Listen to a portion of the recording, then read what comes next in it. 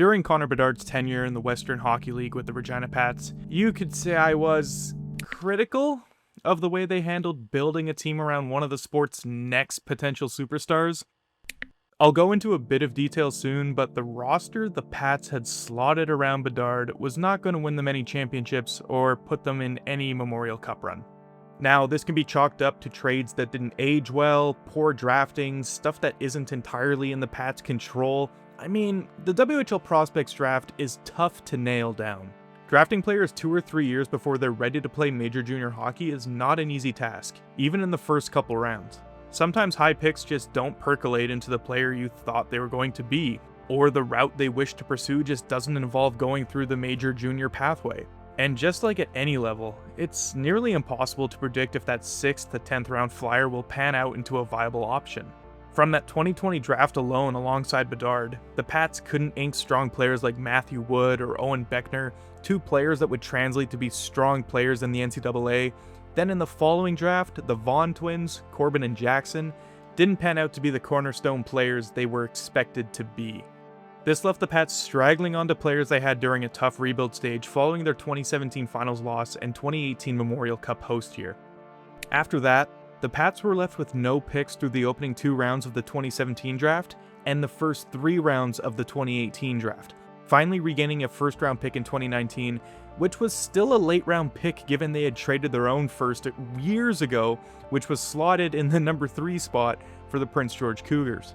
So when the time came around where the Pats got the chance to draft Bedard with Swift Current's first overall pick in 2020, the existing team they had was still in mediocre shape.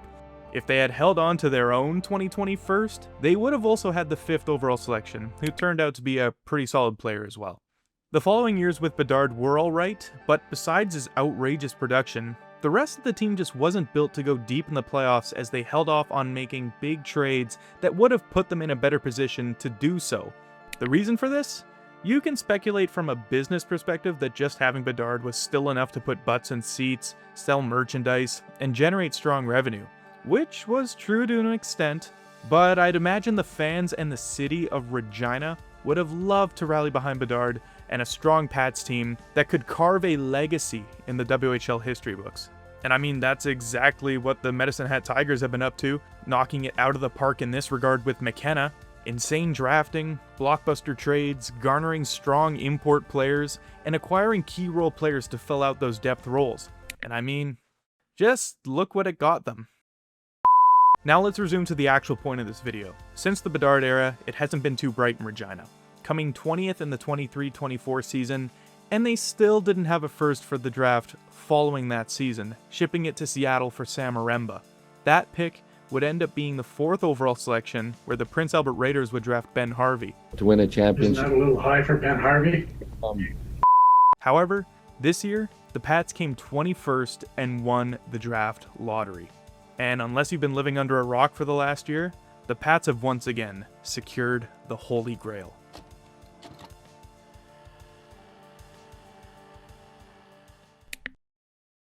The Pats couldn't have picked a better year to be subpar, being given the opportunity to draft the best forward we've seen since Bedard, that being the hometown kid, Maddox Schultz. Schultz's name has been circulating for the past 3 seasons in minor hockey discussion. He would initially catch the eyes of scouts after posting over 2 points per game in the Saskatchewan U15 League as a double underager.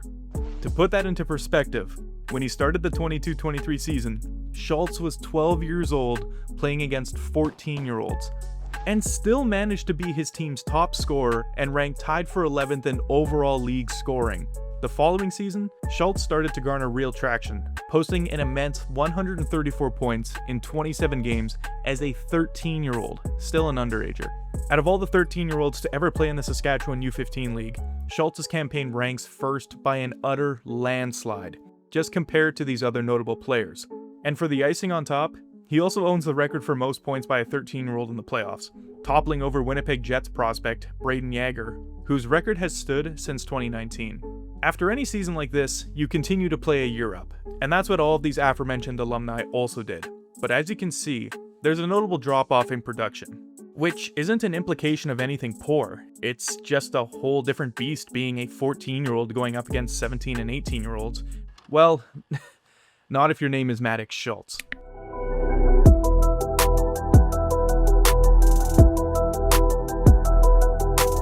What Schultz accomplished this past season isn't just the best season we've seen from an underager, it's one of the best seasons we've ever seen in Saskatchewan U18 history. A quick rap sheet of his accolades this season: he led the league in points, he led the league in goals, he led the league in assists, he was the Circle K Classic MVP, he was a first-team All-Star, he was the Rookie of the Year, he was the most valuable player, and he was a league champion. Which sent his Regina Pat Canadians U18 AAA team to the national championship, where he once again led the tournament in points, led the tournament in goals, tied for the tournament lead in assists, was the tournament MVP, was the tournament's top forward, and last but not least, drops it back, man's way to Schultz. Schultz closing, wrist shot! Oh!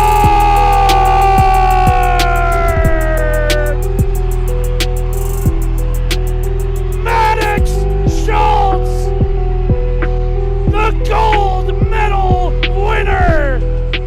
national champions, where he scored the golden goal to cement the Pats as the best U18 AAA team in the nation. Doing this in general is wild enough, but as an underager, this has only really been seen once before. A grand total of 16 skaters have ever played at the TELUS Cup as a 14-year-old. 10 of these players only scrapped up 2 or less points. Former NHLer Guillaume Latendresse and current QMJHL forward Zachary Wheeler managed to squeeze out point-per-game performances. Zach Stringer places third with a 10-point outing, leading up to Maddox Schultz's insane 20-point event. Now there's only one player ahead of him, and it's a name you might have heard of. It's actually a player that Schultz has been compared to on multiple occasions. With a 24-point TELUS Cup, it's none other than Sid the Kid. Back in 2002, Sidney Crosby led the Dartmouth Subways to the then-named Air Canada Cup, after an otherworldly season in Nova Scotia's U18 League. Crosby would collect 11 goals and 13 assists, giving the Subways a berth to the finals against the Tisdale Trojans out of Saskatchewan. And well, there's something that Schultz has over Crosby, as once again, the team from out west would prevail, leaving Crosby and the Subways as the runner-ups. I find it quite charming how the Crosby-Schultz comparison has been a thing for a few months, even leading up to before the TELUS Cup, and here they are, posting similar outings at the most grand event in all of U18 AAA hockey in Canada. Quoting Moose Jaw Warrior scout Todd Ripplinger from a CBC article by Dan Plaster, he's built like Crosby, he can score like Crosby, gets in tight around the net. His shot is so hard and strong already for a 14-year-old, but his biggest attribute is his skating. When you ask Schultz about his game, he inquires about how he's not a pure offensive threat, but a 200-foot player as well, which once again leads us to this ultimate comparison with Crosby. I think I'm a 200-foot player that could put the puck in the back of the net when it's needed for our team, but can also be relied on defensively too. With the first overall pick of the Western Hockey League 2025 Prospects Draft, the Regina Pats select Maddox Schultz from the Regina Pat Canadians. To no one's surprise, Schultz would hear his name called by the team he's grown up watching his entire life. Now, this is where I'd usually taper down and start pitching my closing statements, but our story does not end here. 2 picks down the road, and the 3rd overall selection lies with the Kelowna Rockets, hosts of next year's Memorial Cup. And when you're in a situation like the Rockets, a 3rd overall selection in the WHL draft isn't going to help you in your needs for next season. There were rumblings that the Rockets would trade this pick since the lottery concluded, but to who would be the ultimate mystery? We would ultimately find out once Kelowna was on the clock, and to many people's surprise, it was Regina making the deal. Now, who would the Pats take, you might ask?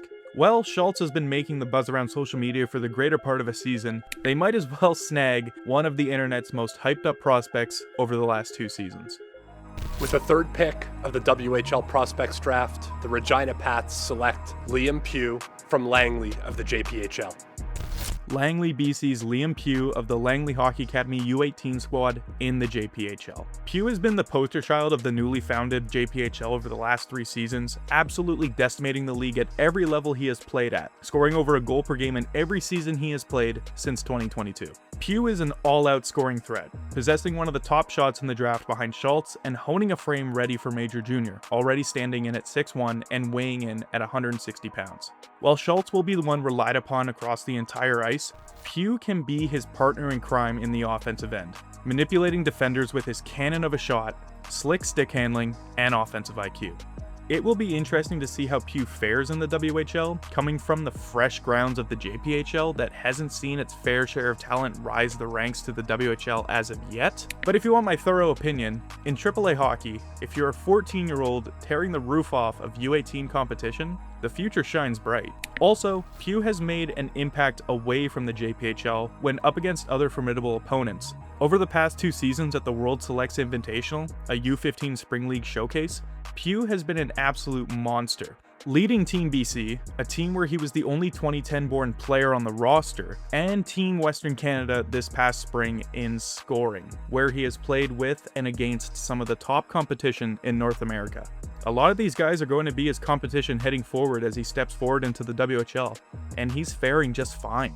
Looking even further down Regina's 2025 draft list, and they've got BWC Academy's Logan Henry with the final pick of the first round. A mean, gritty forward with a knack to put the puck in the back of the net. Cruz Nicolay, an all-around mobile two-way defenseman with some offensive upside coming out of Red Deer's AAA program. And Charlie Leonard, an absolute athlete on the blue line with tons of upside potential at both ends of the ice. The future core that the Pats have acquired alone at this draft was sensational. You've got your 2 future cornerstones in Schultz and Pugh, a two-way forward that projects to be a middle 6 threat in Henry, and 2 solid defensemen where the sky's the limit. I think most people believe Bedard could spearhead the Pats back into the glory days of the mid-2010s or even the early 80s, but that simply was not the case. However, I believe the Pats learned something from this, and after seeing what the Tigers did, I don't see them letting this happen again. Sure, they may not have the first-round assets in the upcoming years anymore, but thanks to a couple young key acquisitions this season, some solid drafting, and 2 potential generational prospects, the next chapter of the Regina Pats novel is bound to be plentiful.